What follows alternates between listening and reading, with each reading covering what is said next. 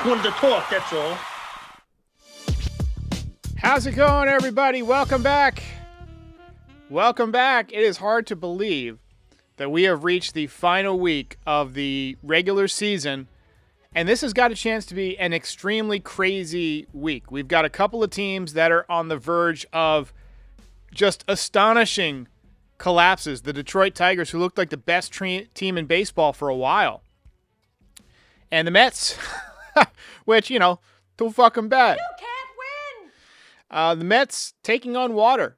And if they miss the playoffs, it's going to be funny to me. But we are here to talk about the Yankees, right?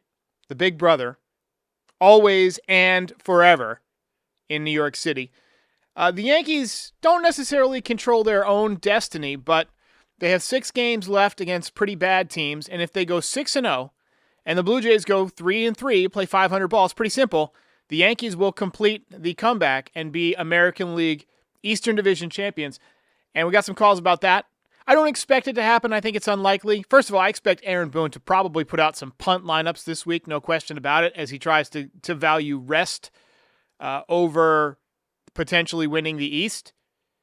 But Armad, Lori C. is right. There isn't really one outstanding team this season. Get in and you can win. 100% correct. P is riding by the stadium at this exact moment. Nice. Personally, I'm not excited about the prospect of facing a Garrett Crochet or a Tariq Skubal in a wild card round in a best of 3. So I want the Yankees to come back and win the division. But I do agree that it is important to get some guys rested and also to get some guys red hot going into the playoffs if possible. Derek Jeter always said, and I believe this 100%, that it's not necessarily the best team that wins in the playoffs. It's the hottest. So to answer the question, how far can the Yankees go? Can they win it all? That is entirely dependent on who gets hot at the right time. And we saw some really promising signs over the past several days. Aaron Judge starting to heat up. Got 49 home runs now. I was updating his numbers for a segment that we're doing later on in the show. And the last time that I had his profile up, I had all his stats up. And when I was going through and updating him, I'm like, wow, his average went up, his home runs went up, his OPS. He's been playing well. Giancarlo Stanton hit home run number 450. He had been scuffling a little bit, so it's good to get him going. We really got to get him locked in going into the playoffs. And you wonder how he's feeling, right? I mean, he was red hot when he came back, but this is a guy who did have double tennis elbow, and he played through it at the end of last season. He's somebody I could see the Yankees giving a couple of days off to this week just to make sure that he is 100% healthy, ready going into the playoffs. But you also got to get him locked in. You're starting to see some really positive signs from Ben Rice, really starting to clobber the baseball. 4 hits yesterday, including a humongous grand slam. And by the way, 2 great calls on that grand slam. Michael Kay and Dave Sims. Both of them just knocked it out of the park, to borrow a baseball parlance. Rob AM says, did Devin turn a corner? I guess we'll find out. They're going to him more and more. I don't know, but we will see. Cody Bellinger is somebody I would like to see get hot this week. He's a guy who can have extended hot streaks. Right now, he's not been red hot. He's been kind of scuffling a little bit. I feel like he's kind of pressing to get to 30 home runs before his free agent year. Up his WAR as much as possible. He's probably wanting to finish strong.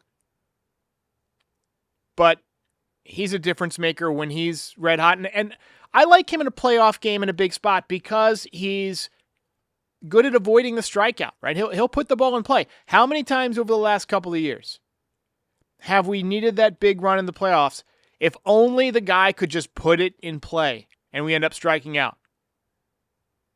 Bellinger is somebody who will not strike out that often. And that's big. Jason Dominguez, probably going to get a little bit of playing time this week as they rest guys up for the playoffs. Be interested to see if he finishes strong and what role he plays in the playoffs, if any. He's probably going to be pinch running a lot, but probably not for Stanton early in the game because you want to get as many at-bats as you can out of him. Jazz Chisholm hit a couple of home runs this weekend. He's got 31 now. His confidence is at an all-time high. He is definitely going to try and get paid So a big postseason run will go well towards his next contract. And I want to see the Yankees try and extend him. I don't know what it's going to take. I have no idea what he's asking for. But if I'm his agent, I'm asking for $200 million. I mean, he's a 40-40 guy over the last 162 games.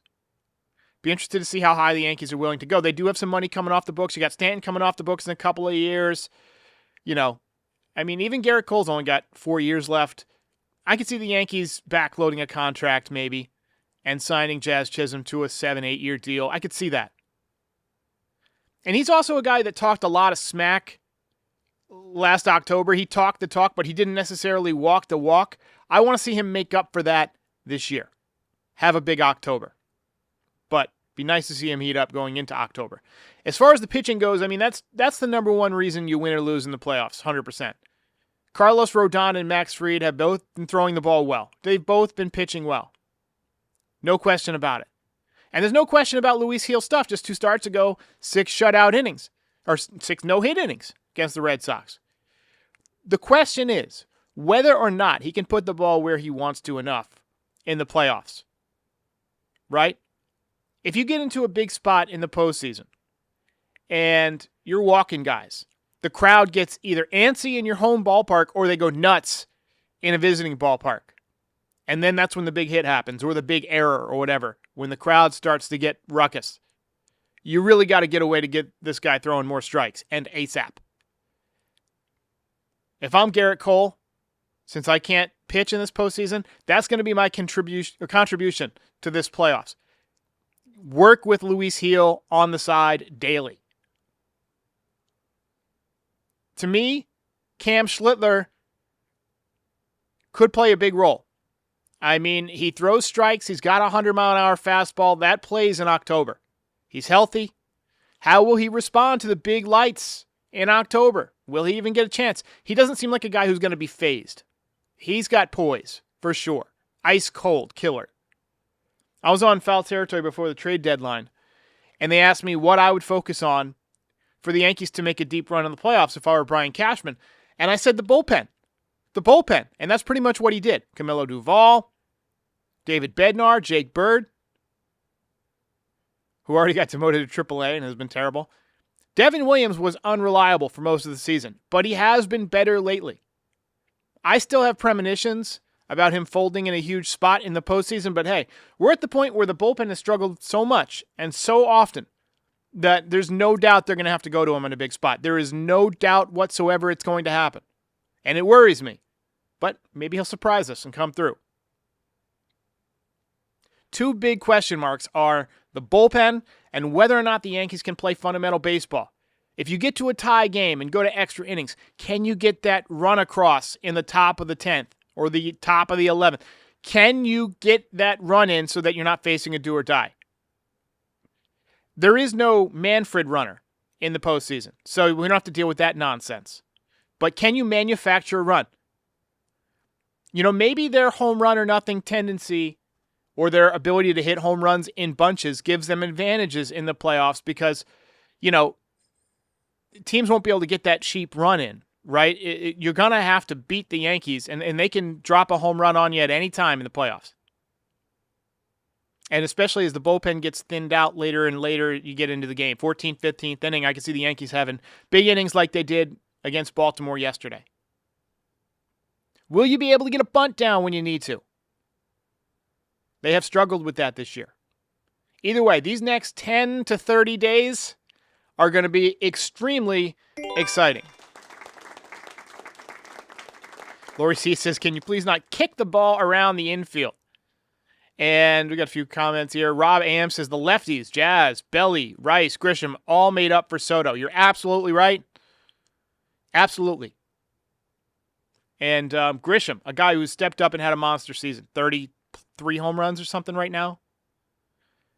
Big year. Let's reflect on 2025 a little bit. The Yankees do lead the league in home runs and runs. Fried, Rodon, both been terrific. Judge fighting for his 3rd MVP award. I want to know what your favorite and low points are of this season. Because we got just 6 games left in the schedule. Just 6 games. We got an MVP caliber year from Judge. Again, we'll talk more about him in depth in a few minutes. Giancarlo Stanton, even though he's missed half the year, has been the best we've seen him as a Yankee. Max Fried has been worth every penny. He's got a chance to win 19 games with a sub-3 ERA. Not easy to do. Jazz Chisholm went 30-30 and did it after missing a month of the season. He's been so impressive. We're running the bases again. Caballero, stealing.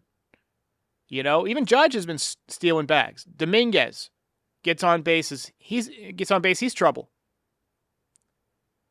Ben Rice has emerged as a StatCast darling, who I believe is going to hit 35 to 40 home runs next year. And if he gets hot, watch out for him in the playoffs. Watch out. Cody Bellinger has been an absolute steal. Remember, they got him for Cody Poteet, who later got released by the Cubs. It was basically a salary dump, and now he's been basically our best all-around player. Jason Dominguez, solid year, although he's lost some playing time down the stretch. Not a great outfielder. I think he had a solid rookie year. He showed some improvement in the outfield, not a ton. Offensively, he's been okay. He had a 3-home run game. He hasn't hit for the power that we thought, but he's hit for a higher average than some guys who are a bit older, more experienced. Volpe, Wells. Volpe and Wells have been bad, right? We're going into the playoffs, and we got a chance to win 90-plus games. I think they will win 90-plus games. I mean, if they go 6-0, they're going to win 94 games. I think more realistically 5-1. So let's say 93 games. 92, 93. And we're doing that without Garrett Cole, who has not thrown a pitch all season. That's amazing. You add a healthy Garrett Cole to what Fried and Rodon have done, there's no question the Yankees would have been the favorites in the American League. No question. Volpe has been under scrutiny all year because he's quite frankly been terrible. How will he do in the postseason? He's been hitting better since his break. Austin Wells, barely a 200 hitter this year. Didn't have his customary 2 hot months, but a threat for the long ball at any moment. So, this is going to be a very interesting last stretch of games. I'm very excited to see what could happen. It does worry me a little bit, that the bullpen is beat down. We had some good moments this year. We had the Dominguez 3-homer game and the walk-off. Judge hitting 400 for 2 months. We had the gauntlet, 12-game gauntlet, where almost every game was exciting, minus a couple of blowouts. Cody Bellinger almost hitting 4 home runs in a game. They had a few guys with 3-homer games this year. Judge had one, Dominguez had one, Bellinger had one. The first series at home against the Mets, when the Yankees took the series and Soto looked extremely unhappy. That was fun. By the way, he has turned his season around. We got to give credit where credit's due. Career high in home runs. But when I look back on the 2025 season, I'm going to think of this as the year of bullpen meltdowns because the bullpen has been the cause of a lot of pain this year. A lot of pain. We'll see how it works out in the playoffs. We got Judge with a 9 WAR now. A 9 WAR. Hitting .326. 49 home runs. .451 on-base percentage. .209 OPS plus. And I get that Cal Raleigh's had a good year, and I'm going to pull up him on Baseball Reference. But Judge beats him in almost everything except home runs. Including WAR, which is increasingly something that the voters look at. Let me just go ahead and pull that up real quick so we can take a look. Stand by. 6.9 WAR for Cal Raleigh. 6.9. He does have 58 home runs, but he's hitting .247. So, 70 points lower? He's got more RBIs. On-base percentage is way lower. OPS is lower. OPS plus is lower. Yes, what he's done is historic.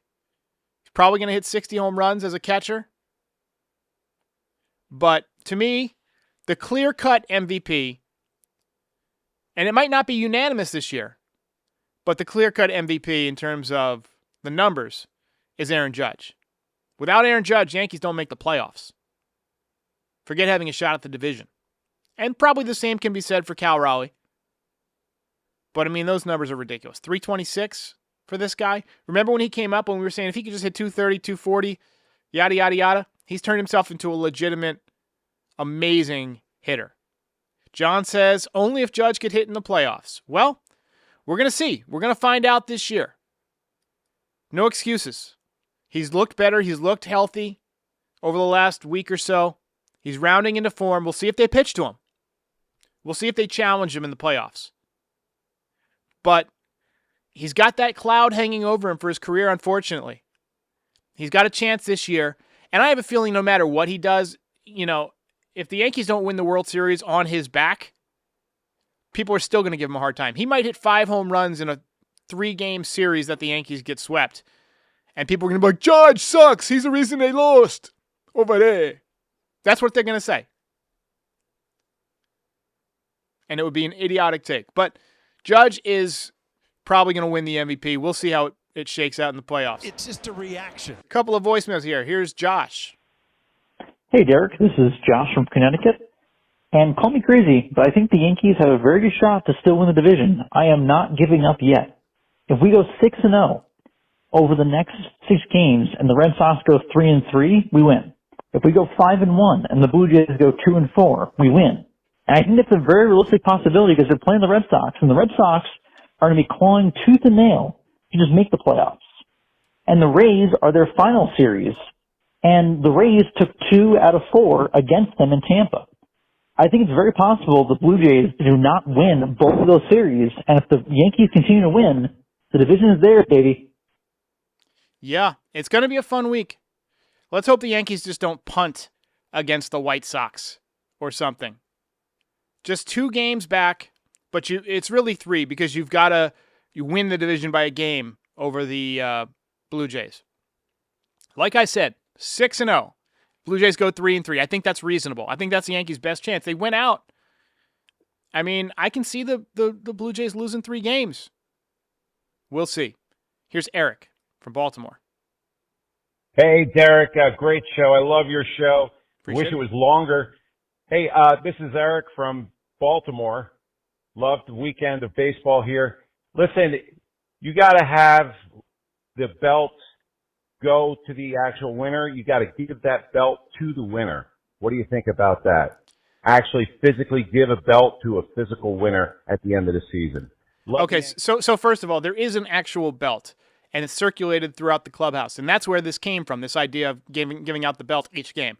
Also, I don't know these guys. I can't just, go to Max Fried's house and be like, here, I present you with a belt. I appreciate it, but it's not realistic. We got a comment here. Rob AM says, Derek, we may lose Grish and Belly for our outfield next year.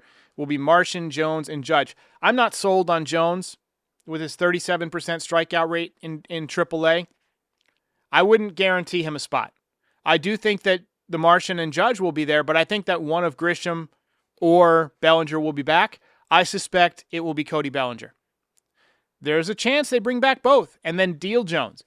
If the Yankees decided to re-sign Grisham to put him in center field and sign Bellinger to play first base and make Ben Rice your catcher, well, Austin Wells loses his job in that situation. He becomes the backup.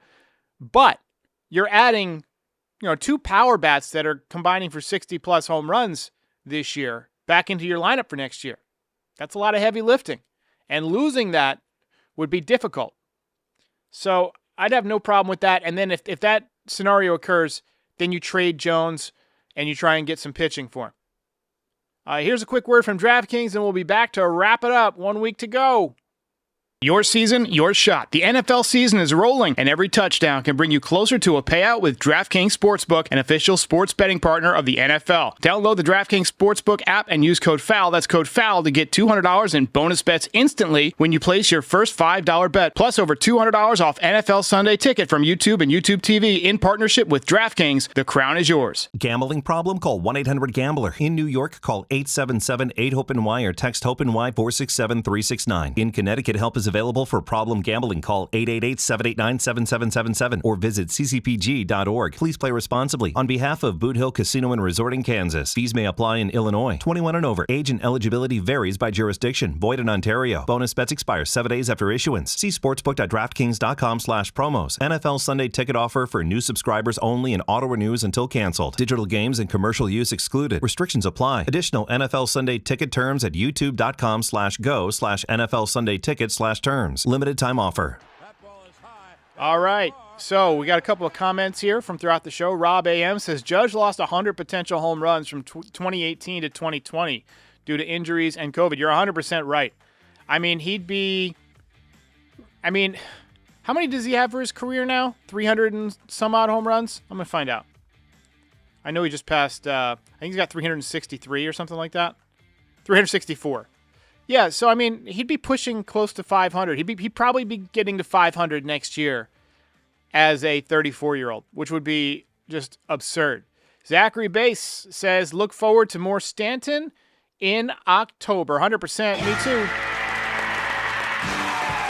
This guy is a wrecking machine. Dom D says, Belly will be back. I agree with you 100%. I think he's coming back. And then Edward NG says, qualifying offer for Grisham. Qualifying offer this year is $22 million. That'd be a nice raise for him. I think he would consider taking it. But ladies and gentlemen, thanks for watching. We'll be back after the game tomorrow. White Sox in town. 6 games remaining. Reminder to like and subscribe. Tip of the victory hat. And we'll see you next time. If you enjoyed this content, please hit that like button and subscribe. Check out nyydesigns.shop for some great merch. Support our sponsors. It helps keep the show going. And you can find us on all major audio platforms, so be sure to subscribe there too. But most importantly, come back again soon. We'll see you.